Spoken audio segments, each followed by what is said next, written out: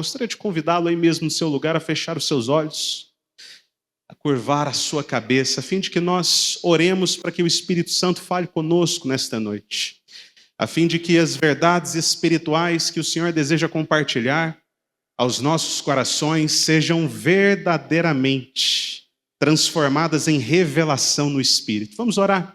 Espírito Santo de Deus, Pai, nós estamos aqui nesta noite porque nós desejamos ouvir a Tua voz.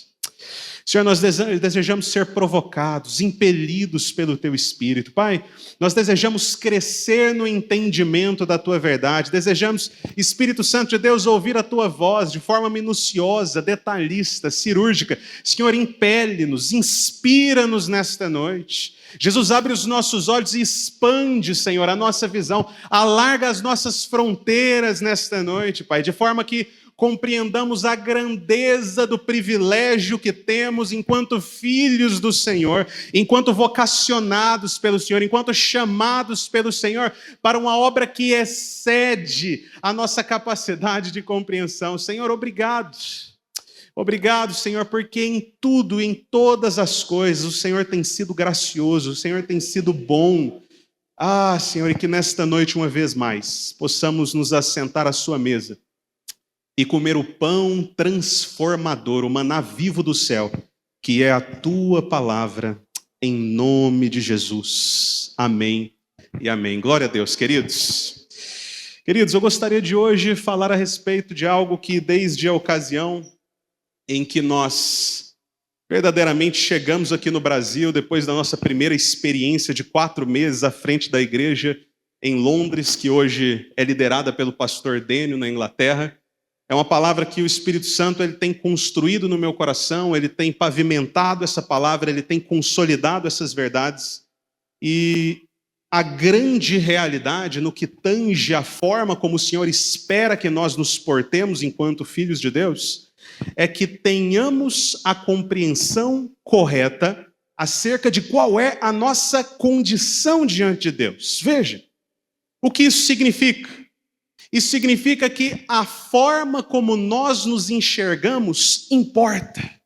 O conceito que nós temos em relação a quais são as expectativas do Senhor ao nosso respeito, elas têm um peso no sentido de que elas são manifestas na forma como nós nos comportamos na nossa vida.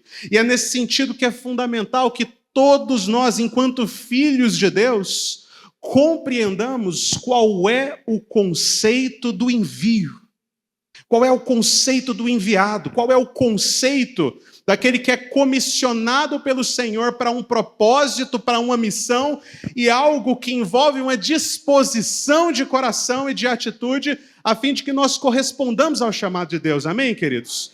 Eu gostaria de hoje provocar-nos, enquanto igreja, a uma expansão do nosso conceito de envio. Você sabe, por vezes a gente tende a pensar que o envio ele está condicionado a pessoas que respondem a Deus, talvez para um comprometimento em tempo integral no ministério, ou para as pessoas que desejam verdadeiramente serem pastores na igreja local. Mas veja, a grande realidade é que quando nós falamos sobre o envio, nós estamos falando sobre um comissionamento que nos foi entregue a todos nós indistintamente. Amém, queridos? O Senhor deseja que sejamos e vivamos debaixo de uma mentalidade voltada ao envio. Você sabe, nós temos insistido ao longo dos últimos anos sobre a verdade de que os ministérios eles são 5, não é verdade? Nós temos profetas, nós temos mestres, nós temos pastores, nós temos profetas e nós temos apóstolos.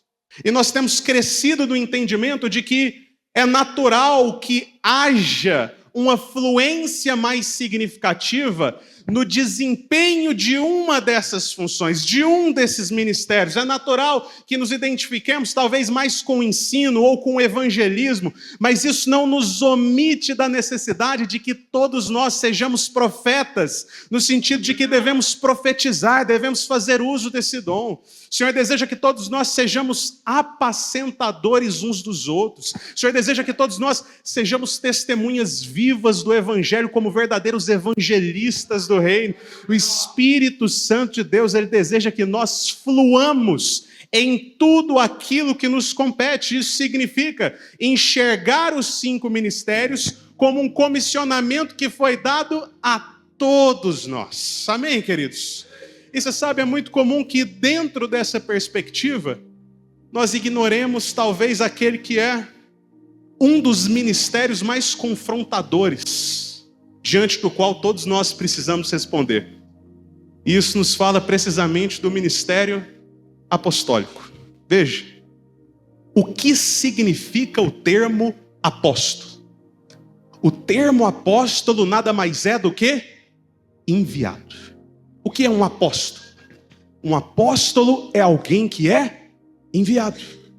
E nesse sentido, a expectativa de Deus ao nosso respeito, no que tange a compreensão dos 5 ministérios, é que nos enxerguemos como pessoas que o Senhor deseja enviar e que também enviarão a outras. Amém, queridos? O Senhor nos chama não simplesmente para normalizarmos uma vida cristã condicionada a uma experiência de consumo em cultos de domingo. Não, o Espírito Santo ele nos desafia a nos enxergarmos como verdadeiros agentes de transformação que estão diariamente correspondendo a um desafio de sermos enviados para os nossos trabalhos, enviados para as nossas famílias, enviados talvez para outras cidades, para outras nações. A grande verdade é que o Senhor deseja que vivamos debaixo de uma mentalidade que enxerga a nossa missão como uma missão para o outro. Amém, queridos? O Senhor deseja então que nós, enquanto filhos de Deus, nos enxerguemos como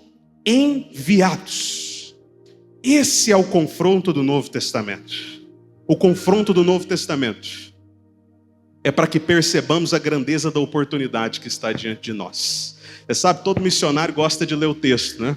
João capítulo 4, versículo 35, erguei os olhos e vede os campos, pois eles já branquejam para a ceifa. Você sabe, a gente teve essa experiência de estar ali 4 meses em Londres, à frente da plantação de igreja naquele país, e verdadeiramente é fácil testificar que os campos estão brancos, que eles já branquejam para a ceifa, que existe um timing de oportunidade para que nós, enquanto brasileiros, respondamos a uma urgência de Deus, para que sejamos uma resposta ao mundo naquilo que tem sido a maior lacuna no que diz respeito ao senso de propósito do mundo como um todo. As pessoas estão perdidas, elas estão sem senso de propósito, sem senso de significado, e é tão claro quando nós estamos em um país, como é o caso, por exemplo, de Portugal, que tem 2% da sua população como cristãos evangélicos.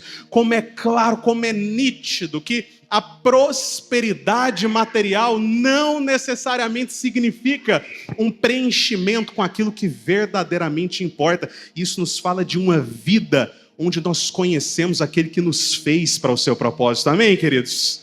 Sabe, eu creio que o Espírito Santo de Deus, ele deseja nos despertar para a grandeza dessa oportunidade. O Espírito Santo de Deus, ele deseja nos despertar para aquilo que representa a sua grande obsessão, o seu grande desejo. Dá-me, filho, o teu coração. O Senhor deseja corações, o Senhor deseja vidas, o Senhor deseja almas, o Senhor deseja filhos, a fim de que a igreja seja edificada e que esses filhos eles sejam conduzidos no caminho de amadurecimento. Amém, queridos? Eu creio que nesses dias o Senhor nos chama para sermos uma igreja apostólica. Sabe, uma palavra que nós recebemos aqui quando a Dínamos nasceu em Goiânia, foi algo que o Rodrigo reiterou diversas vezes nesse púlpito, no contexto da nossa plantação, foi sobre como a Dínamos Goiânia seria um hangar, um porta-aviões, um local de envio, a fim de que pessoas fossem desenvolvidas, preparadas, formadas e lançadas para a expansão do Evangelho. Amém, queridos? E você sabe, nesse sentido eu sinto que nós estamos na iminência de um tempo como igreja local, onde nós veremos a expansão da nossa influência. E nós veremos a expansão da nossa influência através daqueles que vão, através daqueles que ficam, através da resposta correta diante daquilo que o Senhor tem nos confrontado a viver. O Senhor nos chama para sermos uma igreja apostólica, no sentido de sermos uma igreja criativa, empreendedora, dinâmica, em movimento, uma igreja que causa impacto, uma igreja que olha para si, que olha para os seus dons, para os seus talentos, olha para tudo aquilo que é a coletânea de características que nos foram confiados e dá uma resposta prática de dizer: Senhor, eu vou colocar para jogo aquilo que o Senhor me deu. Pai, eu vou colocar para jogo os meus talentos, eu vou colocar para jogo os meus dons. Pai, seja para edificação de uma igreja pungente, influente, relevante em Goiânia, nas nações, em outras cidades. Espírito Santo de Deus, me usa porque esse é o meu coração. Eu quero responder ao Deus que envia. Queridos, nós servimos a um Deus que envia. Nós servimos a um Deus que deseja enviar você, que deseja todos os dias, diariamente, conduzi-lo numa mentalidade de que você está sendo enviado. Eu estou sendo enviado para a igreja local. Eu estou sendo enviado para a minha família. Sabe, nós estamos diante da oportunidade da ceia de Natal. E que oportunidade maravilhosa é essa, quando o Senhor ele nos envia como portadores da paz e da esperança aos nossos familiares. Pessoas que ainda não conhecem a razão da esperança. Ah, queridos, como é bela a perspectiva de que o Senhor ele confia naquilo que ele nos entregou. Amém, queridos? Ele confia nos propósitos que ele mesmo nos deu. O cristianismo ele nasce a partir de um envio. E eu não tenho dúvida que é justamente essa mentalidade que nos levará ao nosso pleno potencial individual e coletivo como igreja. E como pano de fundo desse entendimento, e nesse sentido eu serei extremamente breve, mas como pano de fundo para a compreensão do que significa o pleno desenvolvimento dessa ênfase apostólica, desse ministério apostólico, dessa mentalidade de envio, eu gostaria de falar sobre a história daquele que talvez tenha sido um dos homens que melhor compreendeu e mais adequadamente respondeu ao seu chamado enquanto um apóstolo da igreja primitiva. E esse homem foi Saulo de Tarso, posteriormente cognominado Paulo, o apóstolo Paulo. E nesse sentido eu gostaria de convidá-lo a abrir a sua Bíblia em Atos, no capítulo 13. Mas antes de lermos Atos, capítulo 13, a partir do versículo de número 1, um breve contexto em relação a quem foi Paulo. Paulo é um homem que foi educado aos pés de Gamaliel, um mestre do judaísmo. Paulo é um homem que carrega uma densa bagagem cultural, intelectual e religiosa. Paulo é um homem que, em seu zelo pelo judaísmo, se torna um dos principais perseguidores da igreja no seu primeiro século de existência. Paulo é aquele que, então, diante de uma missão a caminho de Damasco, para naquela cidade perseguir os cristãos, ele se vê diante de uma voz que o pergunta: Saulo, Saulo, por que me persegues? E é justamente nessa ocasião que Paulo, então, ele perde a sua visão, ele é condicionado a Damasco, e ali em Damasco ele se encontra com um discípulo chamado Ananias. E Ananias, então, ele é enviado por Deus, a fim de que Paulo tenha a sua visão restaurada, e com a sua visão restaurada, Paulo, então, finalmente, ele recebe clareza e revelação acerca do Evangelho. E naquele momento nós temos Saulo de Tarso, o antigo perseguidor da igreja, um dos mais ferozes perseguidores da igreja, se tornando um cristão seguidor de Cristo Jesus, que de imediato ele vai às sinagogas e ele começa a compartilhar o Evangelho. Ele começa a falar sobre a razão da sua esperança, mas ele é tão entusiasta dessa mensagem que rapidamente, nesse contexto em Damasco, os judeus procuram matá-lo, os judeus procuram de alguma forma paralisá-lo. E Paulo, então, fugindo de Damasco, ele passa por um período de aproximadamente 14 anos no deserto. 14 anos em cidades menores daquele contexto, aprimorando a revelação do Evangelho que ele recebia. Até que então, em um dado momento, Paulo se dirige a uma cidade chamada Antioquia. E é justamente em Antioquia que Paulo, então, ele se vê dentro do contexto de uma igreja local saudável e uma igreja local, a partir da qual ele daria início ao seu projeto apostólico de expansão do cristianismo.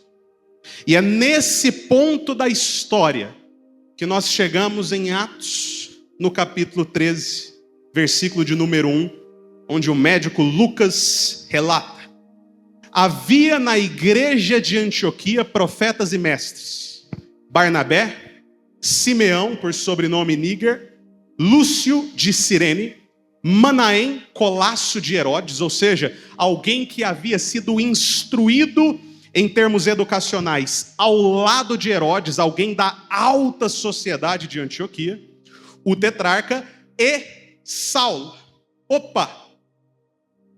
Que ambiente é esse? Nós estamos falando de um ambiente de igreja local onde nós tínhamos profetas e mestres. Nós tínhamos operação ministerial de distintos ofícios ministeriais que se complementavam para a expansão e amadurecimento do corpo de Cristo. Em outras palavras, e levando em consideração o contexto dos capítulos adjacentes a Atos no capítulo 13, nós temos fundamentação suficiente para concluir que Antioquia nos fala de uma igreja local saudável, nos fala de uma igreja local onde as pessoas estavam buscando crescer na fé, crescer em maturidade, crescer na compreensão daquilo que Deus os havia comissionado a exercer. E é nesse contexto onde Saulo, ele se encontra em um processo de maturação, que nós chegamos no versículo 2. E, servindo eles ao Senhor e jejuando, disse o Espírito Santo: separai-me agora Barnabé e Saulo para a obra a que os tenho chamado.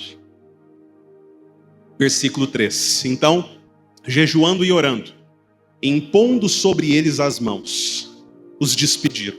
Veja, qual é o contexto do envio de Paulo? E o que o contexto do envio de Paulo nos ensina? O contexto do envio de Paulo é de alguém que não é um lobo solitário, é de alguém que não está andando sozinho.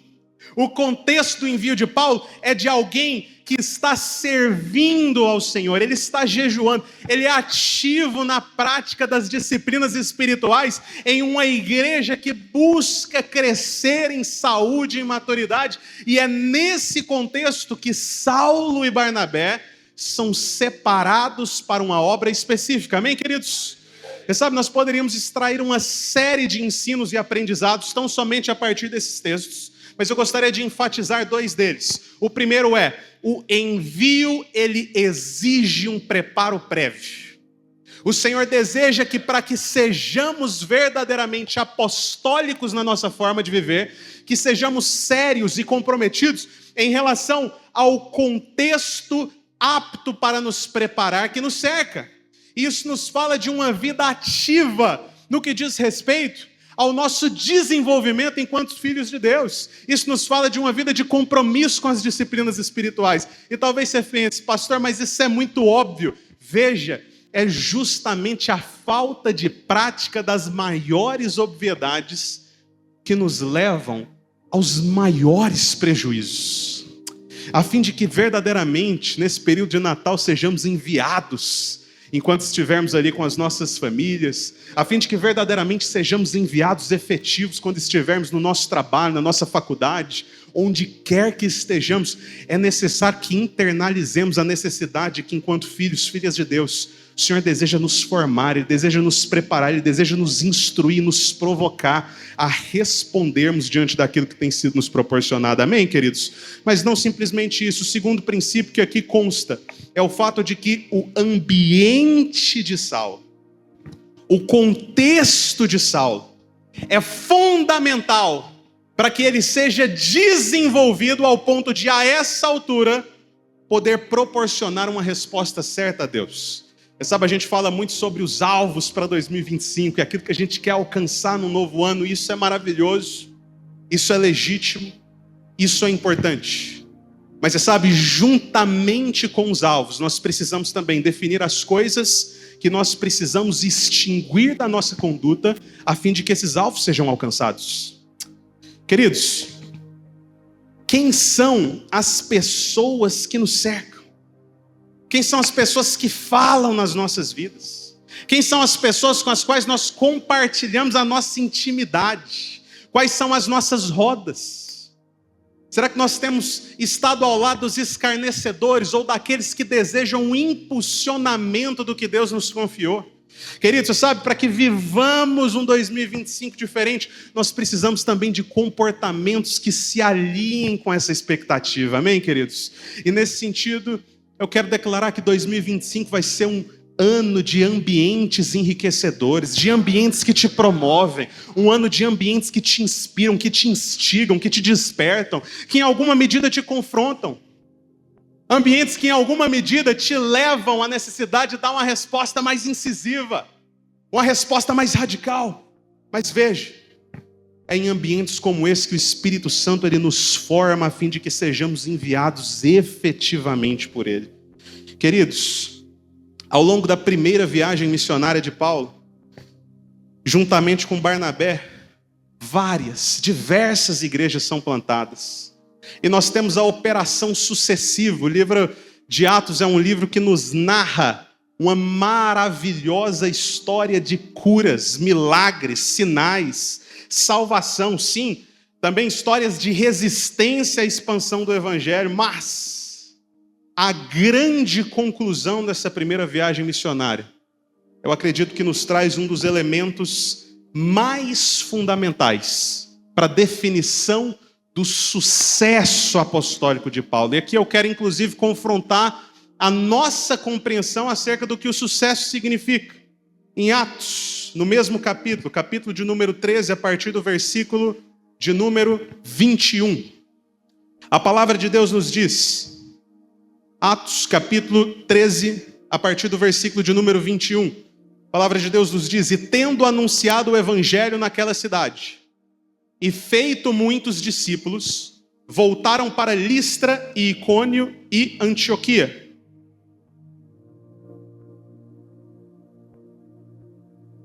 Queridos, perdão, me desculpem, na verdade Atos capítulo 14, os que estavam perdidos aí. Atos capítulo 14, a partir do versículo 21. Continuando, versículo 22. E o que Paulo fez ao final desta viagem?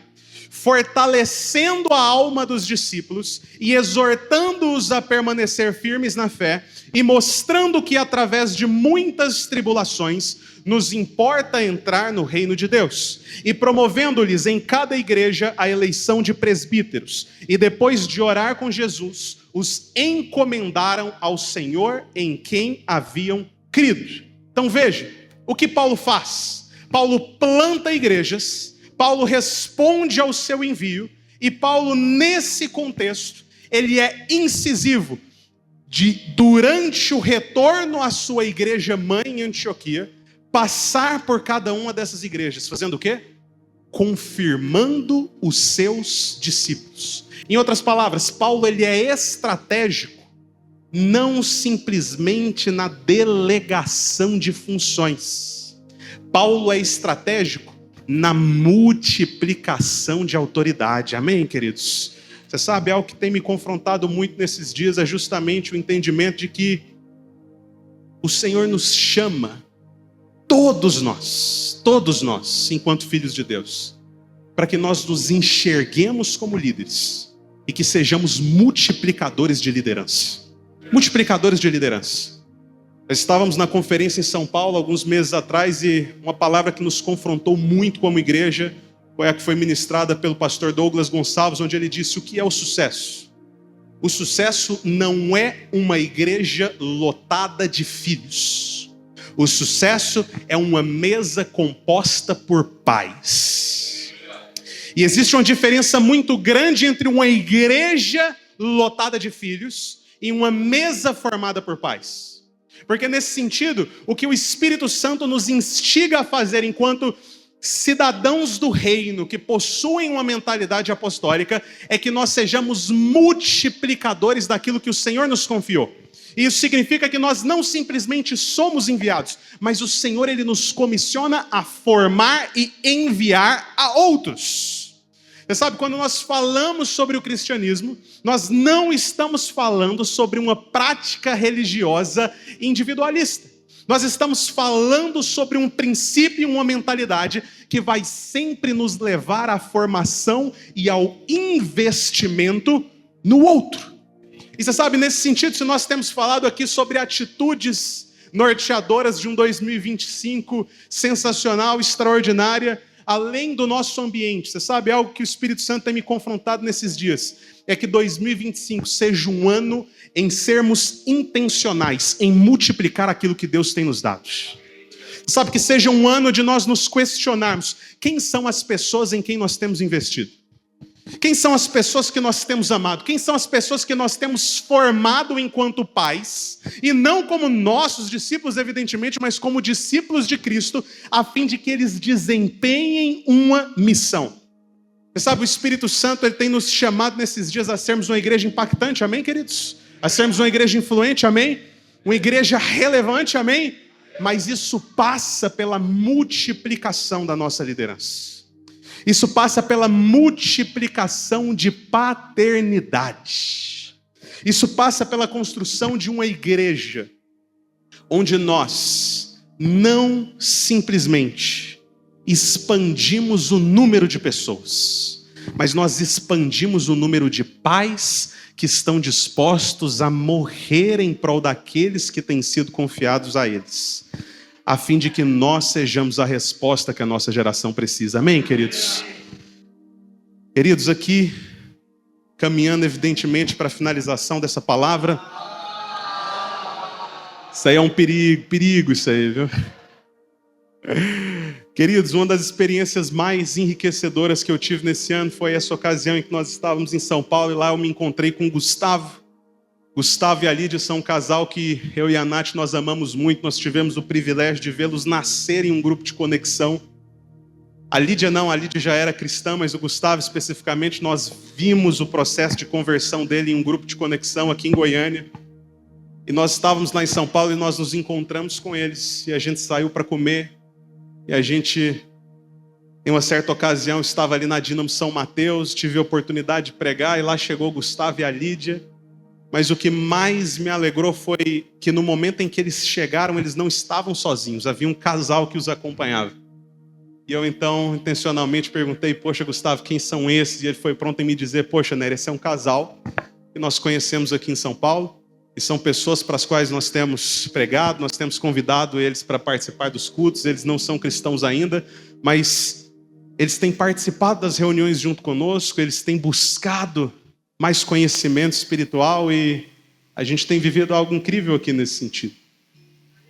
E isso foi tão enriquecedor, isso foi tão inspirador para mim, porque o maior sucesso, a maior alegria, a maior realização que nós, enquanto filhos, filhas de Deus, podemos ter, é na testificação de que nós estamos não gerando filhos, porque um filho, ele é gerado numa noite de intimidade. É importante, é legítimo, é fundamental.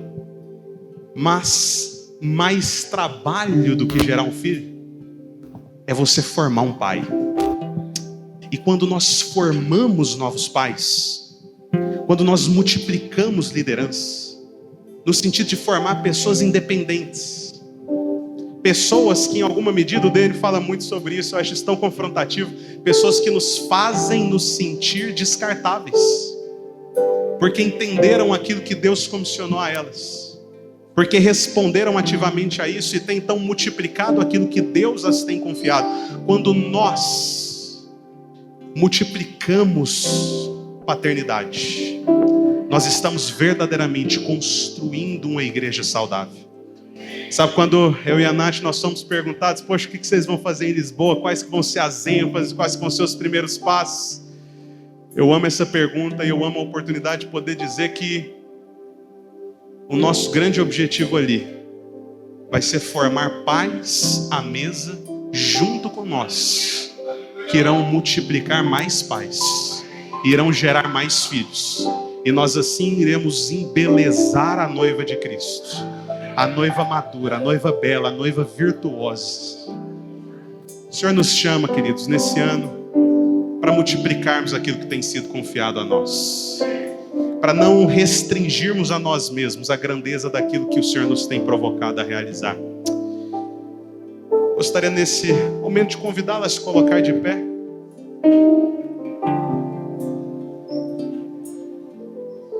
Porque, queridos, há tanto que poderia ser dito, tanto. Consegui passar aqui por 3 dos meus 14 slides. Drama do pastor, né? Não tem jeito. Queridos, mas foi tão desafiador essa semana reler sobre as viagens missionárias de Paulo e tudo quanto ele fez e tudo quanto ele operacionalizou. Porque há tanto ensino, há tanta vida, há tanta coisa útil, há tanto encorajamento, confronto. Poxa, como as viagens, as 3 viagens missionárias de Paulo e também a sua última viagem a Roma, que é justamente o local no qual Paulo ele é martirizado pelo Evangelho, como a riqueza nessa narrativa de Atos dos Apóstolos. Mas o que mais me instiga, mesmo considerando a riqueza de quantidade de princípios a serem extraídos, é o grande porquê. Por que Deus nos envia? Por que nós servimos a um Deus que deseja nos enviar? Que deseja fazer com que vivamos debaixo dessa mentalidade de desenvolvimento da nossa apostolicidade, da nossa veia apostólica, como enviados de Deus e que enviam a outros. Por quê? Essa é a forma através da qual Deus trabalha conosco. Isso é perceptível quando nós olhamos para o Paulo que está hospedado em Roma, quase no final do seu ministério apostólico. Um Paulo que recebe pessoas em casa e lhes expõe a grandeza do Evangelho, com amor, intensidade, entrega e energia. Quem é esse Paulo? O Paulo do final da viagem de Roma não é o mesmo Paulo da primeira viagem missionária. Porque o Paulo da primeira viagem missionária, ele rejeitou João Marcos. Porque João Marcos foi um discípulo que o acompanhou, mas que refugou na fé. Paulo, ao longo do seu processo missionário, ele vai sendo confrontado, desenvolvido, ele vai sendo transformado pelo Senhor. Ele vai deixando de ser o que causa a confusão e vai se tornando cada vez mais o alvo da perseguição de outros. Porque enquanto o Senhor nos envia, a grande verdade é que Ele nos aproxima dele mesmo. Ele nos transforma, Ele nos molda, Ele nos quebranta. O envio, em última análise, é uma forma através da qual Deus nos faz parecidos com Ele. É uma forma através da qual Deus nos leva a exalarmos o bom perfume do Evangelho.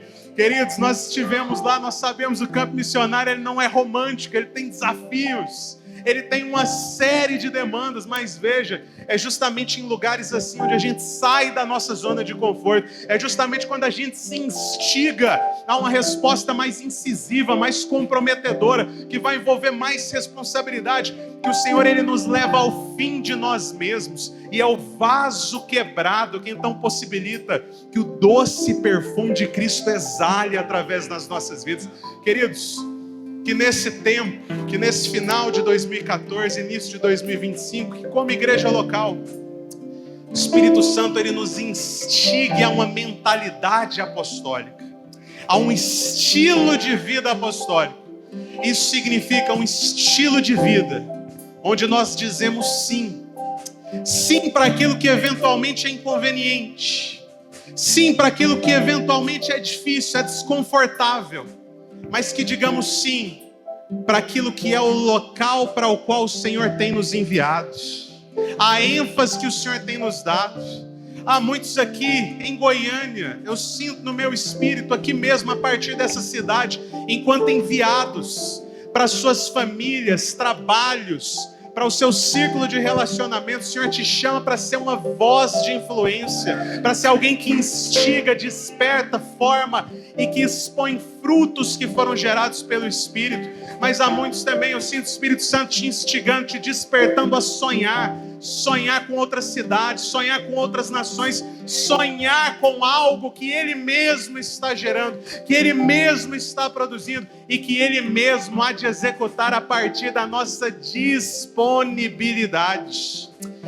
Nesse entendimento, com esse Espírito, feche seus olhos nessa noite. Espírito Santo de Deus, Pai, Senhor, livra-nos de vivermos uma vida onde estamos buscando o que é mais confortável, onde estamos buscando o que é mais cômodo, onde estamos buscando o que é mais conveniente. Espírito Santo de Deus, desperta-nos, ó Pai, para uma mentalidade de vida apostólica, para uma mentalidade de vida, Senhor, compromissada com o que o Senhor nos confronta a realizar. Espírito Santo de Deus, nos encaminha, Senhor, Pai, para que verdadeiramente estejamos nos ambientes que nos despertam, que nos inspiram, que nos provocam, Jesus, que nos incomodam, mas que nos despertam para a plena execução dos nossos potenciais. Espírito Santo de Deus, dá-nos as pessoas que o Senhor deseja que nós formemos enquanto pais espirituais. Senhor, transforma-nos enquanto pais. Senhor, livra-nos da imaturidade, conduz-nos nesse processo, Senhor, no qual nós seremos não simplesmente consumidores, mas agentes ativos do que o Senhor está fazendo, multiplicadores de autoridade, multiplicadores de liderança. Espírito Santo de Deus, desperta-nos, ó Pai, Senhor, para o próximo nível. Jesus, um próximo nível de maturidade, um próximo nível de resposta, um próximo nível, Jesus, de intimidade com o Senhor, neste processo onde o Senhor nos forma, ó Pai, nos quebra, nos faz de novo e nos envia como filhos maduros do Senhor, como pais de outros pais, que constroem uma noiva bela, adornada, uma noiva sem rugas e sem defeito para o Senhor. Espírito Santo de Deus, nós te adoramos, Jesus.